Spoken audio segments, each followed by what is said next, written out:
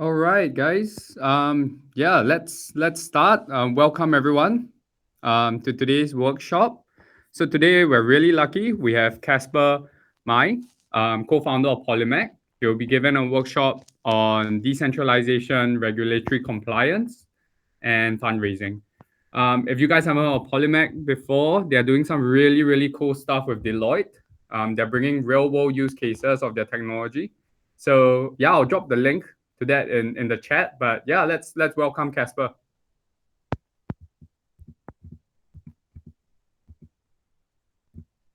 Yep, Casper, you're good. Excellent. Let's see if this works. I think now there should also be a video on of me. So and maybe I'll do a few screen shares or something like that as well. So let me know if there's something that you can't see or if there's something that you can't hear. But yeah, very pleased to be here and talk a bit about one of the things that sort of keeps us very much up at night, and what we're working on is how do we make sure that we can actually build all the cool things and nice things that we want to build, but obviously how we also still can cater for regulatory compliance, and how we can do it and in a way that's still Web3 native for anyone that actually are participating in the products that we're building.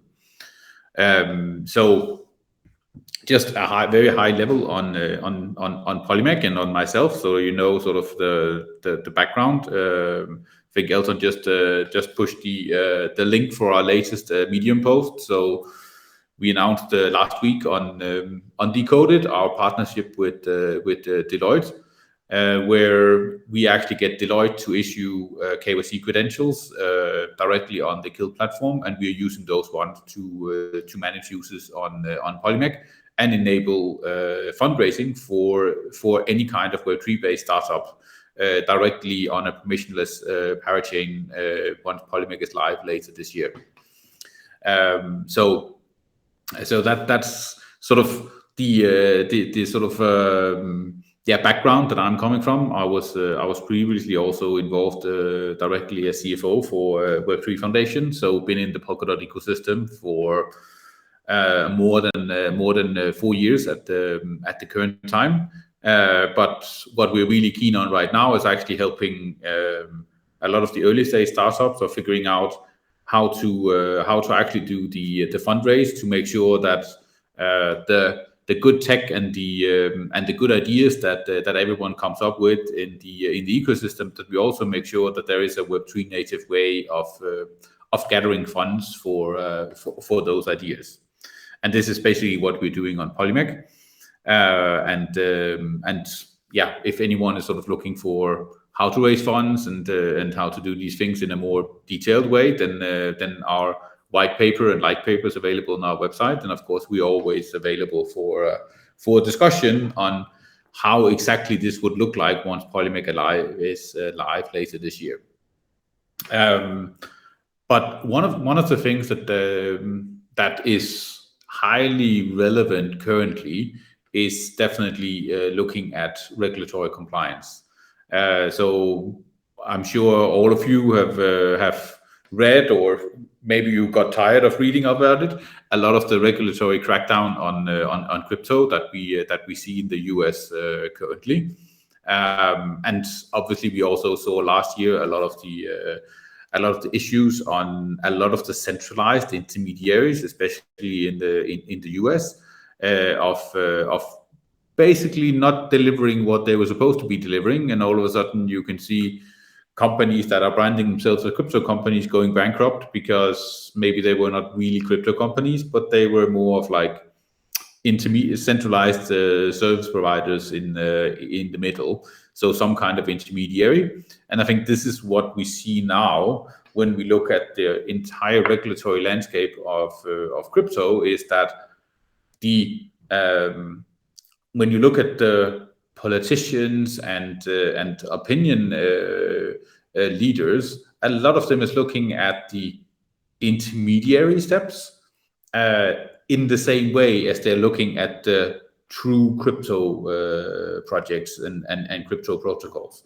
And I think here, when we're looking at regulation, and this is some of the things that we're working on Polimec, but I think it's something that's really important also when you are working on figuring out how to build things, what to build, and how to actually make sure that this is something that ends up being regulatory compliant, is looking very much at what level of control do you as a project have over the products that you're building and the products that you're getting out there, and that's where it's sort of really important to talk about decentralization specifically, but also specifically on the project and the products that you are building.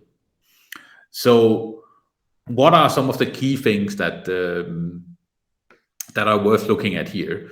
It's one of the key things is definitely looking at what kind of control would you have as, let's say, all of you, if you are building new products, then what you would do is, at least in the beginning, have a certain level of control over the product that you're building.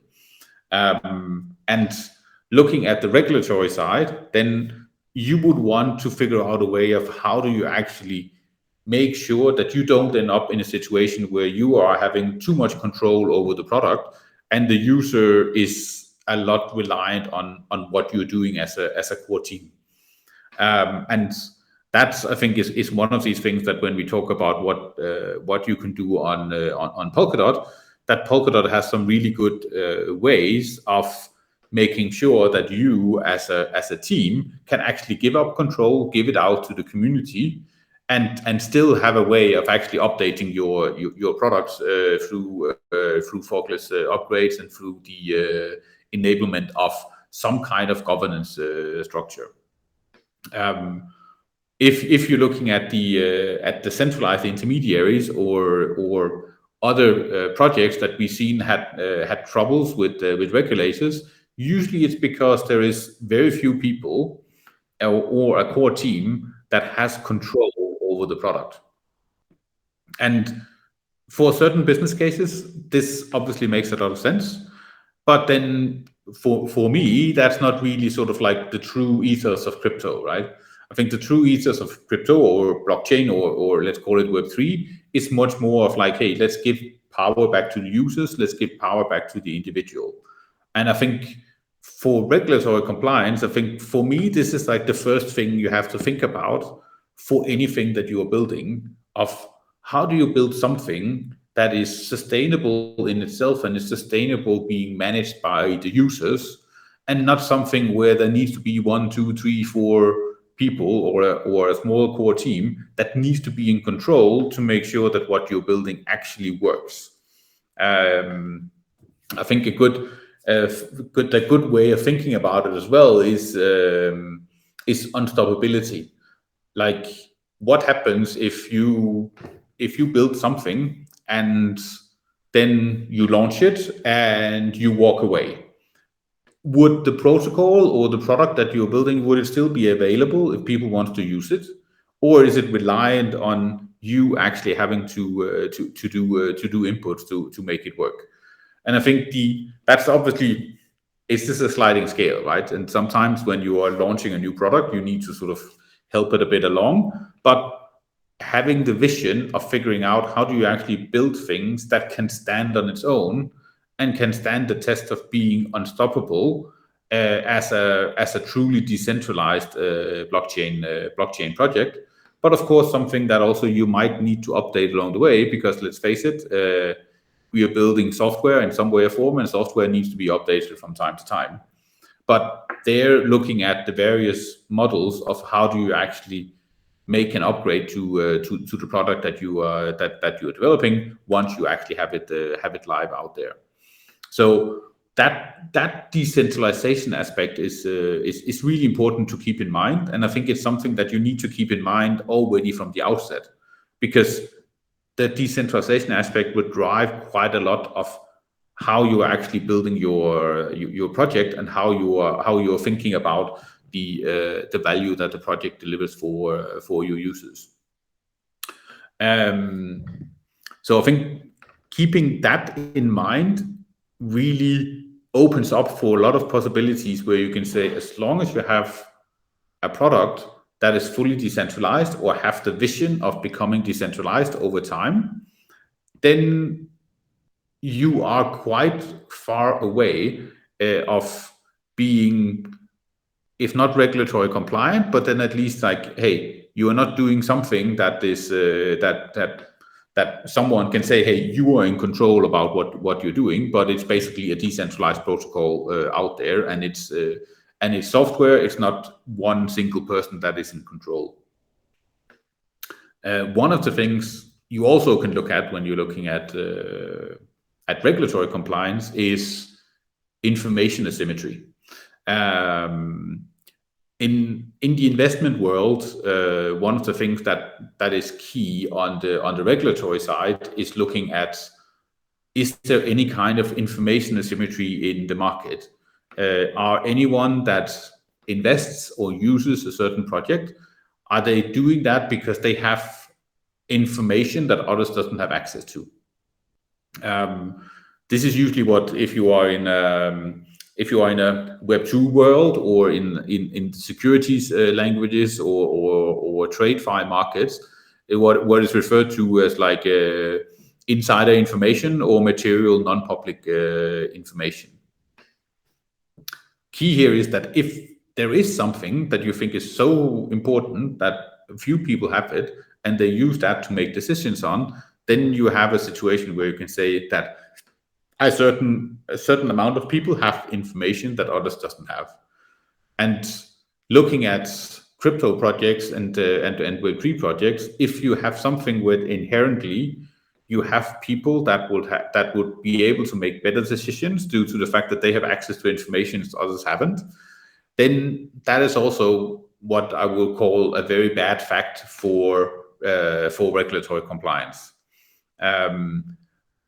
Here it's very much of, how do you figure out to look at your product in a way that everybody looking at the project is saying, hey, I can participate fairly on the same terms as everybody else. If inherently you cannot say that everybody can participate on the same terms or have a possibility to get the same information, then all of a sudden it becomes a bit more tricky of like, is it actually something that can be used fairly? And again here, I think if you look at the ethos of Web3 and say, hey, it's all about owning your own data, owning your own identity, owning your own destiny. If you can really sit down and look at what you're building and say, hey, I can sign up to these things, and that everybody that participates can actually be owning their own identity. They can own their own destiny. They can act directly on your product.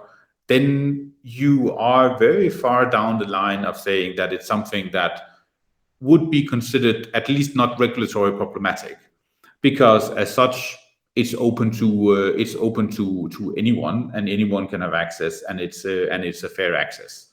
That is very much how TradeFi markets work today. And if you look at that and implement that in a way in a Web3 native way, then I think you are very good down the line of saying that it's something that is not a regulatory problem.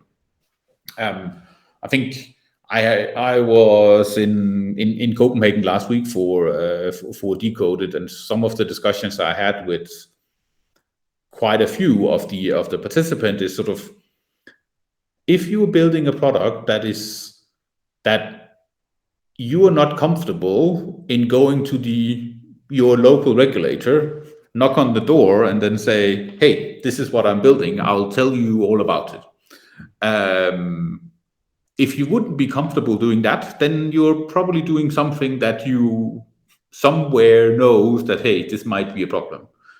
But I think if we actually embrace the full spectrum of the Web3 native way of thinking, then there shouldn't be any kind of information asymmetries. You shouldn't be careful about explaining what you're doing so that you're not feeling comfortable going to a regulator and saying, hey, this is what I'm doing, look at this cool thing, and we can do these things. Don't you think this is great? And at least in my experience, regulators are quite keen to understand these things. And they're quite keen to also listen. But of course, they have various narratives that they need to look at as well. And one of those ones being, let's say, investor protection, and especially making sure that no one can sort of front run everybody else. So that goes into the material non-public information that you shouldn't have, but also that you have something that's so transparent that anyone using it actually have access to everything. So I think that's sort of a very good just milestone to have in mind, of making sure that you have something that's transparent enough so that anyone that uses it would have access to the same information. So that part is quite keen. Then, of course, there will still be certain things that you can't really get around, and certain things that you need to deal with. One of the things that can exemplify that by our collaboration with Deloitte for fundraising is that what we're doing on Polimec, we want to make sure that there's no information asymmetries, and we also want to sort of tear down the walls between different types of investors. We see that different types of investors can bring different values to the teams, but everyone should have access to be able to participate on similar terms. But one of the things, especially when we talk about fundraising, that's difficult to do anything about is the know your customer or know your client rules and anti-money laundering rules. So KYC AML. What we did on the implementation we have worked with Deloitte is to make sure that we can actually cater for those requirements in a Web3 native way. So how the KYC AML works that on Deloitte is that anyone that actually wants to use Polimec will go to a Deloitte website and sign up to get a KYC credential. That KYC credential is going to be issued on the Kilt blockchain, and Polimec can read that and can verify that credential every time someone wants to make an investment through Polimec. But we only verify that the credential is issued by Deloitte. We don't necessarily need to know the name of the person, who they are, and all these kinds of things. We might need to know that they're not, let's say, US citizen if we don't want to have Americans investing.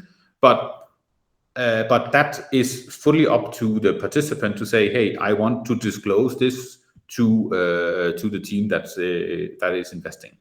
So as such, you can say it's much more a way of that the single user can trust Deloitte to keep their data safe. And then the single person can then decide afterwards of saying, what am I comfortable telling these projects that are raising funds and letting them know who I am. But I don't have to send my passport details to some kind of early stage project that I don't know anything about. So there you can say you get out of the problem of just basically proliferating and sending out your personal details to a lot of different people. In this case, you just send it to Deloitte, and then you can actually show your credential, and it's provable on chain that Deloitte has actually done that KYC. And I'm sure that some of you, especially sort of if you are like a hardcore, and I'm sure some of you are sort of like a very hardcore on the blockchain narrative of don't really like the case of KYC AML, that it should be completely anonymous, and that we don't like the fact that there's some kind of traceability. I think in the end, it's sort of like, I think we can implement certain things that makes it a lot more synonymous of how you participate, and that every individual user can decide who they trust with the more sensitive data, so like passport details and so on. And this is what we can actually do with the collaboration with Deloitte. So you don't have to send out a lot of private information. You can stay synonymous, and the data, the actual verification is still directly available on chain.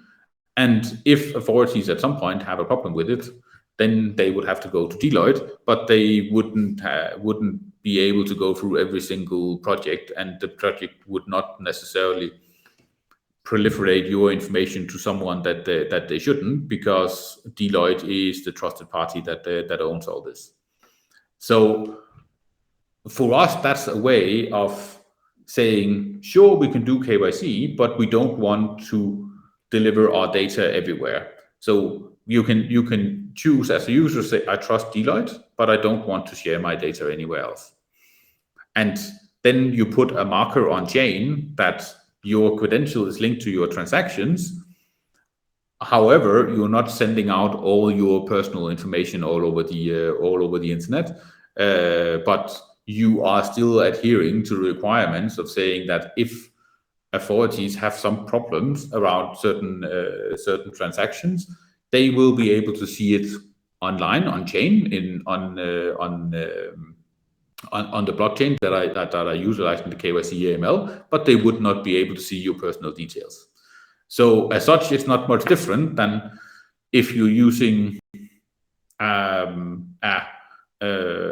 wallet today. That wallet is also synonymous, but if that wallet has at some point interacted with, let's say, an exchange or something, then presumably the authorities could go to that exchange and say, hey, I want to understand who actually got money out on this account here.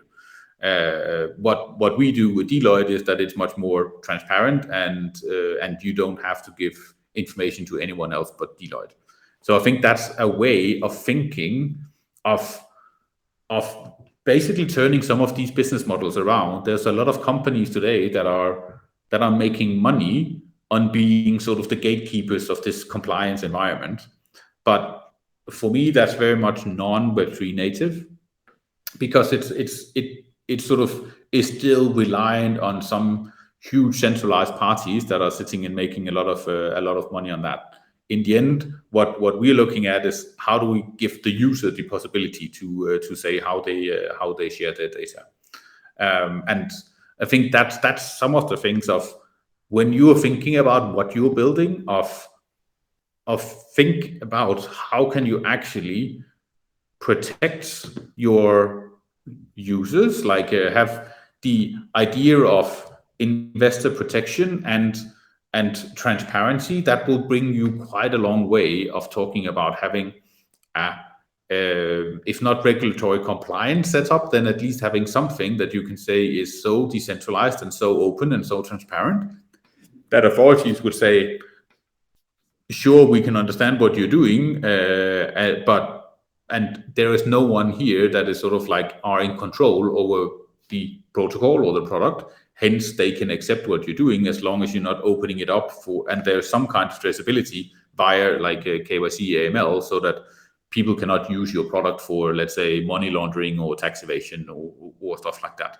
So there are ways of thinking about what are the biggest concerns that the regulators have and addressing them in a Web3 native way. So if you read the law, then the law might not allow you to do certain things in a Web3 native way. But I think if you can push the boundaries and say, we basically serve the same purpose, but we have implemented the thing in a Web3 native way, then you can actually go very far down that road, and you wouldn't have any problems with regulators. So I think that one is quite keen to keep in mind. Yeah, and I think this is also, I think we call this a workshop, so I can continue to talk, but also if you have any questions or something pops up that questions or anything like that, then please drop them in the comment or any other ways, and then I'm happy to go through these things as well. One of the things actually, and maybe some of you, and I'll see if I can share my screen and show you just a short clip of of how to think when you are building your products.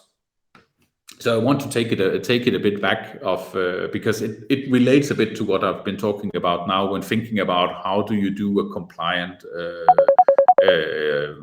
product, is how to think about the reason for your product. What is why are people going to use your product? And I think this one is this clip. Let me see if I can share my screen. Is quite famous, or like so. Some of you might have seen it before. It's how should we call him? Well, he's talking about leadership and how to inspire action. He's called Simon Sinek, and I think this is actually like 12, 13 years old clip from YouTube. And you can watch the entire video. It's quite a good concept that he has called the golden circle. But what it really represents is a different way of thinking about what you're building, because a lot of companies and a lot of builders are thinking about sort of like a very specific product that they want to build, but they don't not necessarily think about it from a like, why do you actually want to build it? And he has a very short example here using Apple as an example of how you're actually thinking about it. And I just want to play this one for you. I think it's like 2 minutes or something like that. So let's see if we can get this to work. Inspired organizations, regardless of their size, regardless of their industry, all think, act, and communicate from the inside out. Let me give you an example. I use Apple because they're easy to understand and everybody gets it. If Apple were like everyone else, a marketing message from them might sound like this: we make great computers. They're beautifully designed, simple to use, and user-friendly. Want to buy one? Meh. And that's how most of us communicate. That's how most marketing is done. That's how most sales is done. And that's how most of us communicate interpersonally. We say what we do. We say how we're different or how we better, and we expect some sort of behavior, a purchase, a vote, something like that. Here's our new law firm. We have the best lawyers with the biggest clients. We have, we always perform for our clients, do business with us. Here's our new car. It gets great gas mileage. It has, leather seats. Buy our car. But it's uninspiring. Here's how Apple actually communicates. Everything we do, we believe in challenging the status quo. We believe in thinking differently. The way we challenge the status quo is by making our products beautifully designed, simple to use, and user-friendly. We just happen to make great computers. Want to buy one? Totally different, right? You ready to buy a computer from me? All I did was reverse the order of the information. What it proves to us is that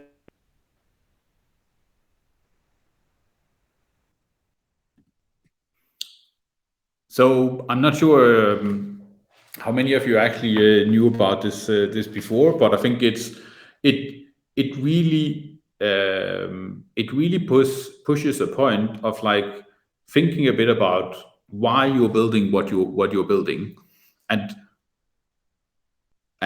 instead of just saying, hey, yeah, I can build this because like, hey, it will be a cool thing, but actually thinking a bit about why are you building it? What are the things that you that you really want to change on a much deeper level than just of like, sure, I can do this, and then you can swap some tokens around, or you can make some money on this.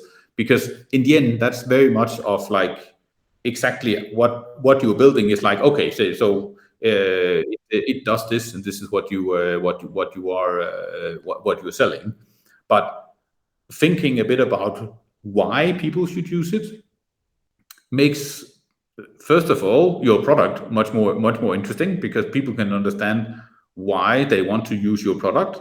But it's also a matter of thinking about why this is necessary, because that goes a bit into the regulatory compliance setup of figuring out, if you know exactly why you want to do it, then it makes it a lot easier for you to also figure out, is this something that sort of really is pushing the boundaries on compliance? Because is it basically because people want to use it to circumvent certain kind of regulation, or is it something that has a very clear purpose for the user, and they can really understand that?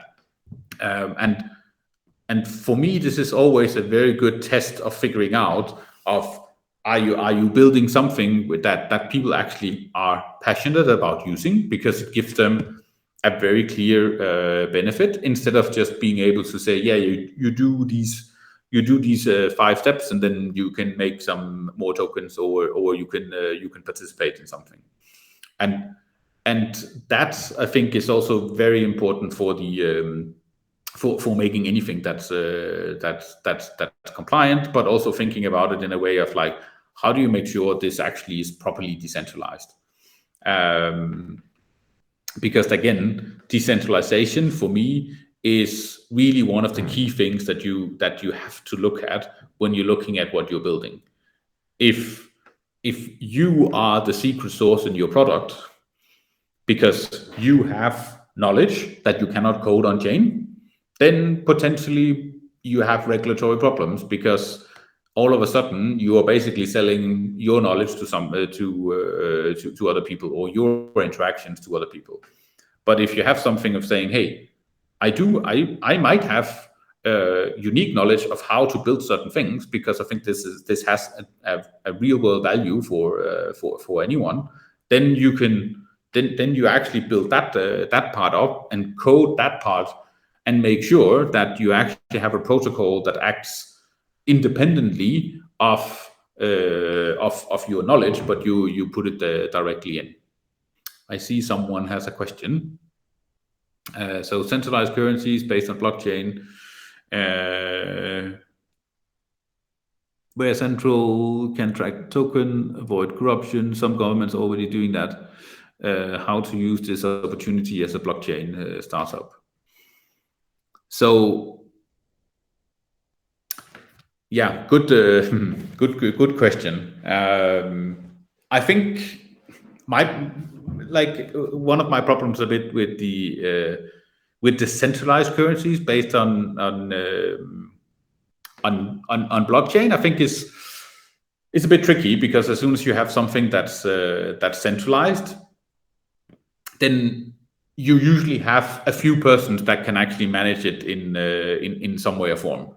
And there, I think you already have the problem that you have to trust whoever is actually managing that centralized service. And I think it's a good example of it is you can use it on let's use it instead of looking at like avoiding corruption or something, of how you actually like paying with different currencies, then looking at your identity. Like if you look at identity, then usually your identity document, sort of like a passport or a driver's license, is issued by a centralized authority. And that centralized authority can technically also always decide to take it back again at a certain point.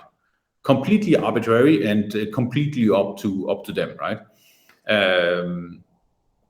That is generally a problem, because you don't necessarily know why they decide to cancel your driver's license or cancel your passport in some way or form.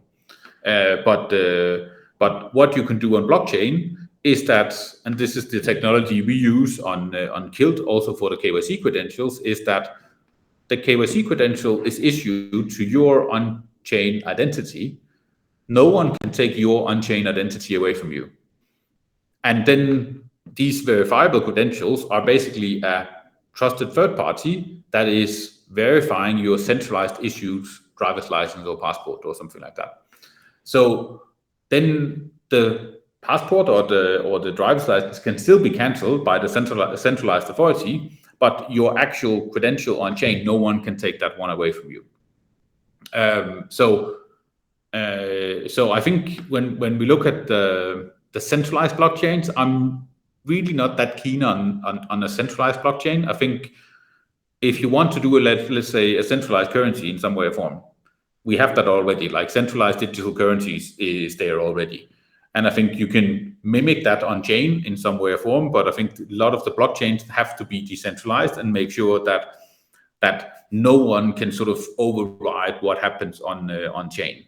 Then you can understand that, hey, if it's let's say USDT, which is a decentralized version of a US dollar in some way or form, then you can say that's decentralized in a certain way or form, that Tether can still actually cancel everything. But if you had a proper decentralized way of issuing a representation of a dollar, then you can say no one can actually take that away from you, but someone can decide to cancel the dollar. Then you know the risk is underlying what is represented on chain. But overriding, I think some of the question goes a bit about that governments are starting to look at blockchain as a tool. I think that is actually a really powerful thing to look at. And I think also as builders of figuring out how can we as an ecosystem actually help governments in utilizing blockchain in a certain way. I don't think it's allowing them to do centralized issuances on blockchain, but rather discuss with them of like, how do they act in a world where the user is centralized for the blockchain project, and how do you think about making sure that the user is really in control, and then the government can interact on the same terms as the users. They could potentially, governments can also issue credentials, or you can think about making sure that governments can actually look at what happens on chain. I think it's one of the benefits of, if you look at the whole KYC and investment landscape, a lot of the regulation today is put in place to make sure that there are disclosures, because all these intermediaries like banks or investment providers, all these kinds of things are inherently intransparent. So then governments put in a lot of regulation to make sure that they have some kind of control with what happens. If we're really implementing interesting products on chain, then the transparency is 100%. Like, you have full transparency of what happens on chain. And then I think we can learn governments to how can they actually read data directly off chain of what they need to be able to fulfill their requirements to still have some kind of oversight of what actually is happening. But as such, you can say a lot of regulation, for me, if governments can learn how to interact and see what happens on chain, then I think we are actually quite far down the line to make these things a lot more transparent. And I think that will inherently also, now talking about corruption in the question, would go quite far to alleviate a lot of corruptions, because all of a sudden you have traceability of what actually happens on chain. So I'm not sure if that's a good reply to the question, or if you thought it differently.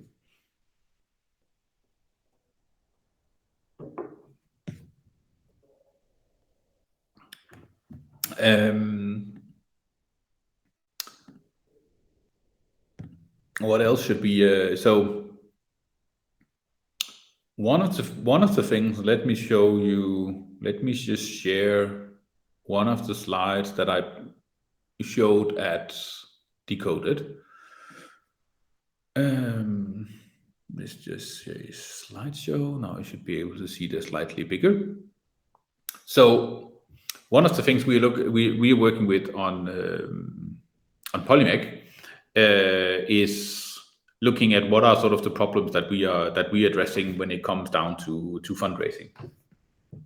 And looking at doing fundraising today, and especially if some of you have experience with doing fundraising before, you know that usually this is something that's quite time consuming and usually quite expensive.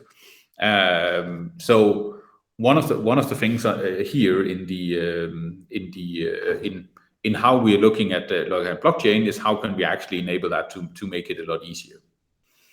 The same thing is that we're looking at, there's a lot of gatekeeping, and this is again something which is why there's a lot of regulation implemented on investment, because there's a lot of gatekeeping, and gatekeeping is inherently not good for making sure that there is no information asymmetry in the market.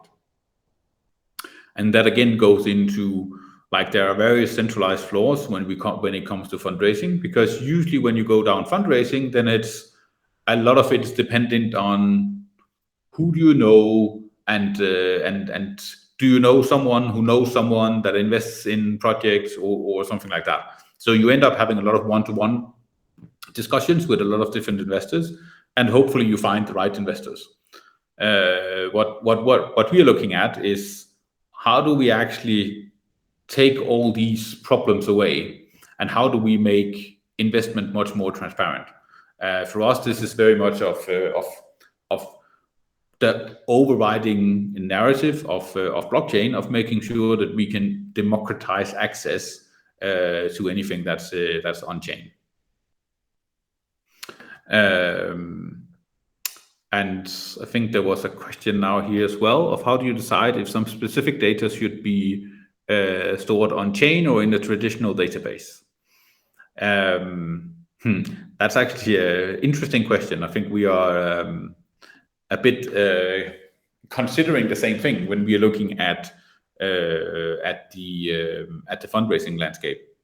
So one of the things that Polimec does is that whenever you are a project that wants to raise funds, then you have a 30-day period where you present your project to anyone on Polimec. And to present that project, there is obviously a lot of data. So white paper, light paper, information about the team, and so on. And that's data that is not really efficient to put on chain, because all that data it's all of a sudden it's a lot of data, and you don't really want to put that on chain. That doesn't really make a lot of sense. And here we are looking at how do we just make sure that the data that we can keep in a traditional database is unchanged, so that, let's say, how can I trust the data that you have in a traditional database versus the data that is on chain? So the real benefit that you have on chain is that you know that data cannot be changed because it's recorded on blockchain. So one of the things we're doing is we're using a lot of hashing on data that is so large that we don't want to put it on blockchain because it just becomes cumbersome and too expensive. So then we use hashing or other ways of verifiable coding to make sure that you can put the proof on chain that whatever data that you hold in a traditional database is unchanged at a later stage.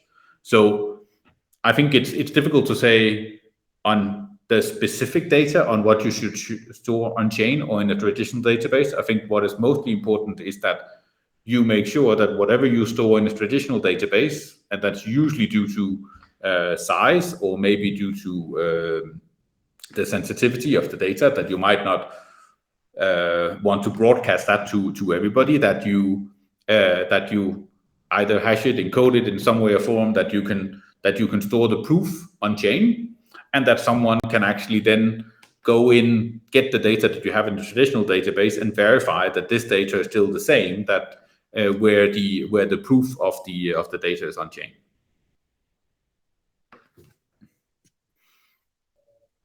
So I think that's very important to have that, yeah, and hopefully that helps on what you're building.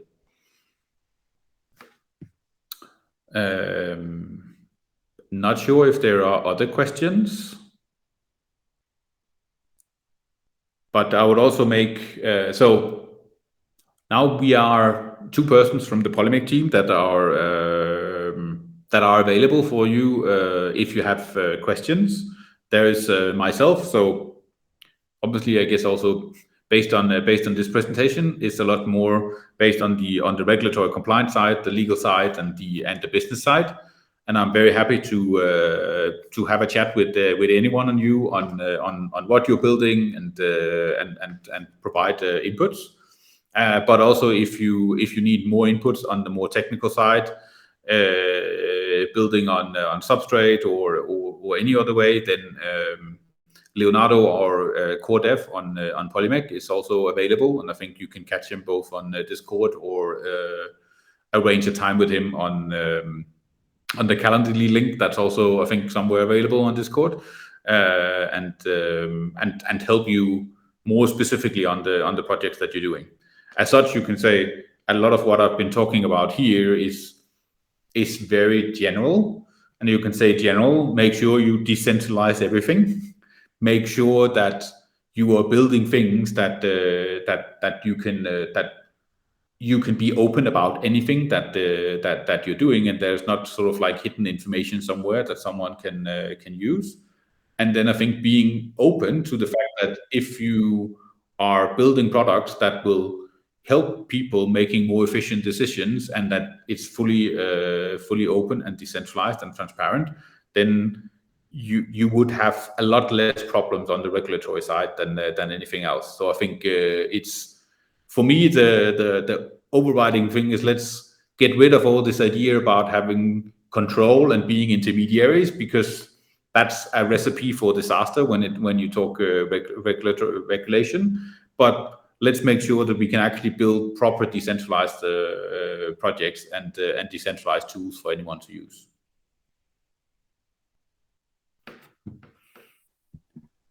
All right. Thanks, Casper. Thank you. All right. Thanks, Casper, again, for the great workshop. Yeah, it's. I think there were some interesting questions being asked today, but if you guys have any more questions, as Casper mentioned, so Casper and Leonardo from Polimec are both available for you to ask questions. You can contact them via the participants guide again. For those of you who missed my opening ceremony, please, you can reach out to your mentors on the participant guide. So please make full use of that. Leonardo is also available on Discord, so you can ping him as well on Discord if you have any questions. Yeah, thanks a lot, Casper, again. For the folks here, yeah, for the folks here, I'll see you guys again, same time tomorrow. We have a workshop by A-Star. Yeah, so thanks for coming today, and I'll see you guys. Good luck with your building. Bye-bye. Bye. Good luck with building.